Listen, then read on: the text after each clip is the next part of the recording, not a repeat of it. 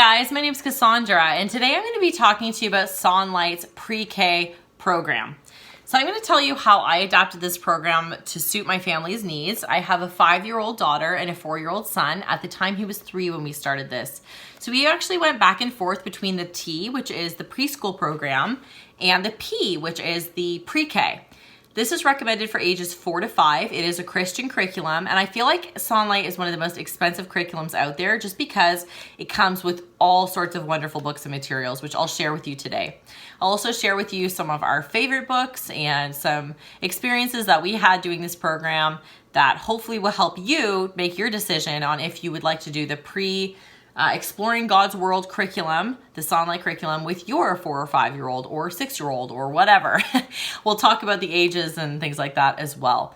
Of course, if you've used this and you want to comment below with your experiences, I would appreciate that, and I know others watching this would too. So if you want to know more about the preschool one, I'll go ahead and link a video about that down below. This one, it gives you week by week different parts of the books that you could be reading and activities to go along with what you're doing. Optional activities, and only sometimes. So I'll show you an example. This is week 1. Sorry about all my scribbling on it.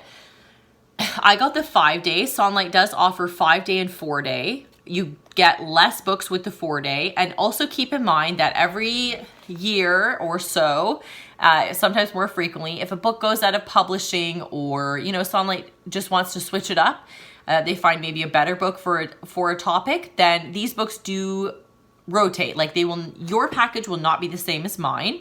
And also you can customize it, which I do. If I happen to own some of the books already, or if I don't want to purchase them for whatever reason, I won't, but I will share everything that would be included if you got the whole package here today. I'm in Canada, in Yellowknife, Northwest Territories. So again, that's another reason I find it expensive, because of course shipping is very expensive. So and Amazon, I did try to look up a lot of these books on Amazon to see if I could get a deal or get them cheaper that way, but it wasn't enough of a difference for me to order some separately on Amazon. How this works is you're taking, say 5 stories, I'll say 5 or 6 stories a day, and then you're reading a page or 2 from each story. Maybe you're reading a nursery rhyme, or maybe you're reading part of a novel, or whatever it might be. I found my children prefer to just read the stories from front to back, because with this, you're going to be jumping around from page to page. So this one, for example, you start on page 21 instead of on page 1.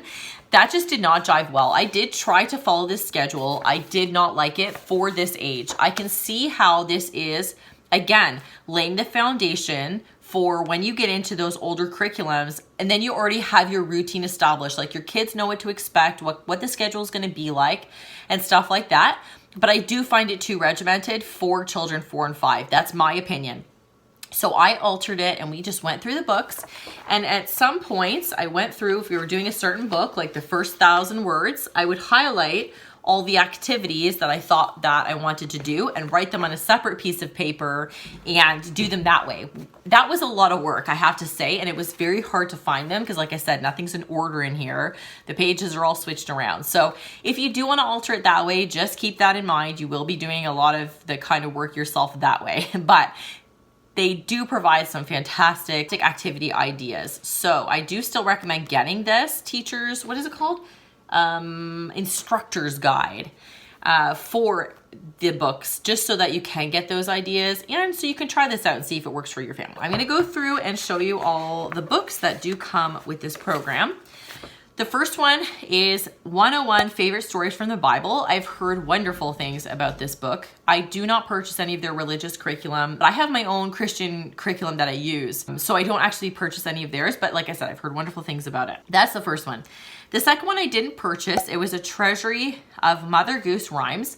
I didn't purchase it because I had the real Mother Goose rhymes. So the pages don't match up in your instructor's guide to this book if you do happen to have this ancient relic of a book. But I could easily find them. We worked on a few of those for memorization. The next one is the Lion Storyteller Bedtime Book. This was wonderful. It has a whole bunch of little, basically short stories. Now we've got Uncle Wiggily's storybook. I've heard some mixed reviews on this one. For me, I think once you get past the first story, It's good. This is little short stories. It's in chapters, but each story is still about the main characters, but they're a little different. They're about like different children each time. But the first story is about this girl who has freckles and doesn't feel beautiful with her freckles, and then basically realizes she's beautiful.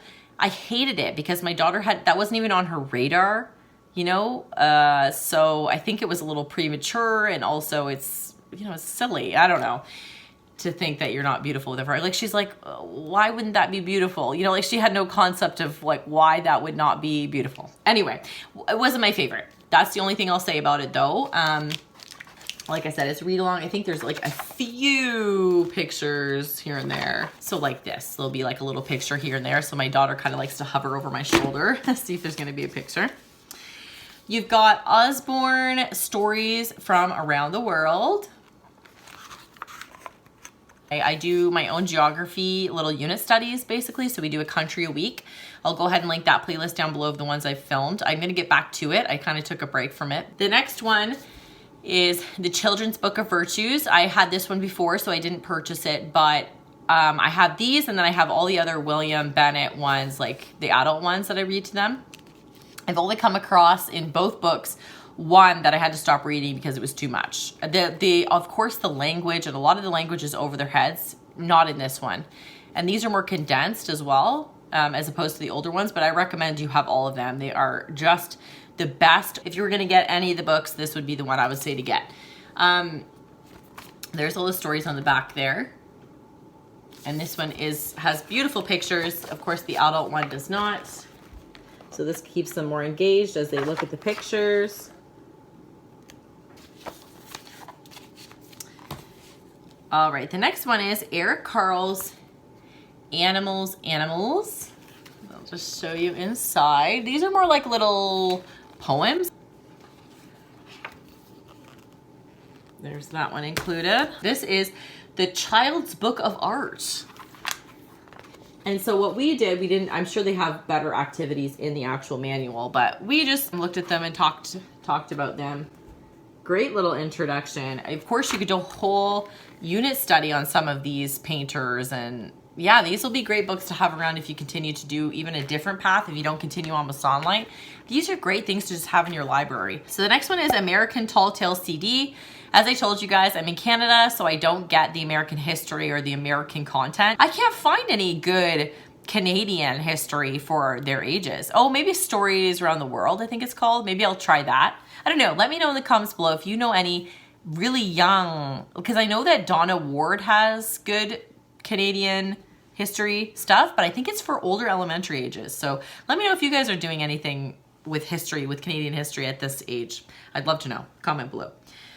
Okay, so the next one is the Classic Tales of, I'm gonna screw this up, Brer Rabbit. Put it up there so you can see this version.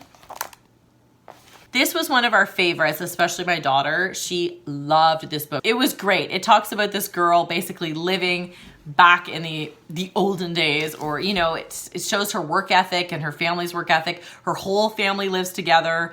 And so it's very repetitive. It'll kind of drive you maybe a bit nuts to read because first of all, her name is Millie Molly Mandy and you have to say that every time. But also they often say the whole family, and uncle and grandpa and auntie and, you know, and it's just like, it's a lot of stuff like that. But she loved it. Again, it's little stories, so it's almost like broken up into little chapters. That's her whole city, and she visits everywhere in the city, and that was neat to look at after you're done reading all the stories. And again, same thing where it has little pictures here and there of Millie Molly Mandy or what's going on. All right, the next one is The Complete Adventures of Peter Rabbit. Now, this comes in probably a nice condensed book like this. I happen to have all of the separate library of all the books. So now it comes with readiness skills books, they're called. I'm missing my first one. I looked all around for it and I cannot find it, so I don't know where it is. The first one is the only one I was able to get my children to go through. I tried it with my son, I tried it with my daughter. I thought they were awesome. Like, I liked them. I liked doing them with the kids, but they just, I don't know what it was. They didn't hold their attention.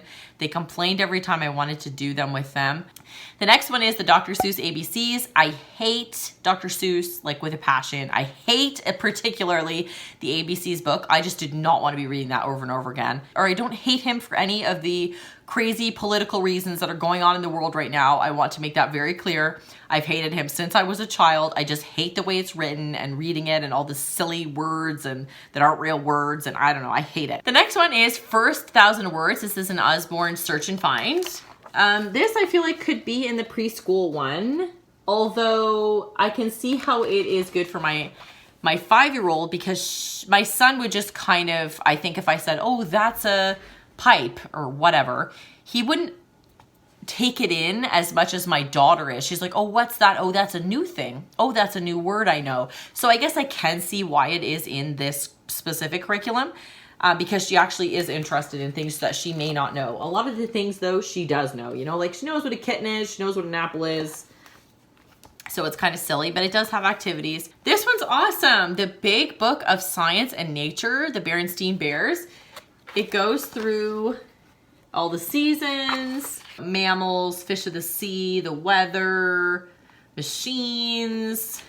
So that's a really great one. You've got the Year at Maple Farm. This is the next book. The first one, our Animal Friends, was in the preschool one. So you're getting the next one. As you guys know, I wasn't too much a fan of the first one, or as you may know. But this one is definitely better. It just goes month by month. It doesn't apply again to us in our area, but it's a great opportunity to talk about how weather and different things are different in different parts of the world. So if the snow's melted in March in this one, but it doesn't melt until May or June here, then it's cool to talk about that with them. What's Under the Sea is the next one, an Usborne one. And again, just page by page talks about different things. So this talks about the ICCs, gives you little facts. You've got this series here. It seems to be that you'll get the whole series in the end from pre-K or K. But these are advanced, I find. Like my husband read one of these to my daughter because there are 3 of them that you get with pre-K. I'm struggling with my words.